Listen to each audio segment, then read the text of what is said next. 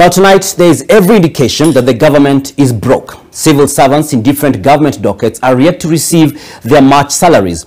This cadre includes members of parliament. It has also emerged that county governments are currently on autopilot, strained with resources after a straight 4 months without disbursement of funds. Brian Obuya headlines this episode of NTV Weekend Edition. It began sometime in February when National Treasury Cabinet Secretary Professor Njuguna Ndung'u considered that the country's economy was in dire straits. Have a resource constraint. Hatuna hela, lazima tujisaidie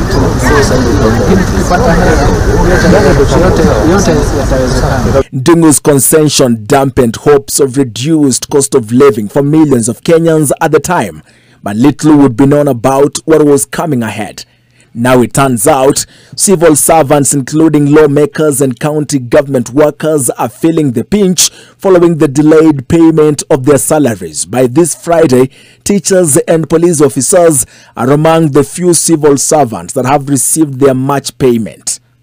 Reports have indicated that the government is facing a cash flow crisis, with spending demands failing to match up to lower revenue collection. In a statement, National Assembly Minority Leader Opiyo Wandayi has decried the situation, taking the President William Ruto-led administration to task over the delayed disbursement of funds to counties and delayed payment of salaries. Opiyo's two-page statement that called for a probe on Kenya Revenue Authority partly stated that for the first time since independence in 1963, the government of Kenya is unable to pay salaries to civil servants and members of parliament.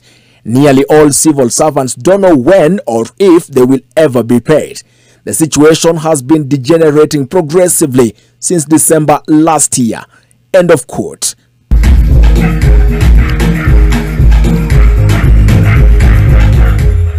Wandayi's claim would be corroborated by Mumias East Member of Parliament Peter Salasia, who, while jamming to what he called his favorite hit, captioned the social media clip that he had even forgotten they had not been paid. At the same time, counties have not received funds from the National Treasury for the past 4 months. Staff at the Kenya Broadcasting Corporation KBC have been informed of a delay in their payments. The acting managing director Samuel Maina, through an internal memo, told staff that he was not sure when the issue would be resolved. And things are not different at the anniversary towers. Here, the IEBC CEO, through an internal memo sent via email, told the staff that the management had requested for funds on the 23rd of March but had received none, asking members of staff to be patient, but also telling them he could not foretell when the impasse would be resolved. Even then, President William Ruto and Deputy President Rigathi Gachagua have been flip-flopping on their spending priorities, undermining their very own austerity plan.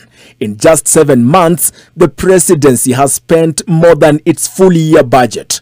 And as if that's not enough, the wage bill has ballooned, Ruto choosing to appoint 50 chief administrative secretaries against available slots for 23. With that, the economy appears to be bleeding from unnecessary recurrent spending, as the administration's plan faces hurdles from below target performance in revenue mobilization and above target expenditures.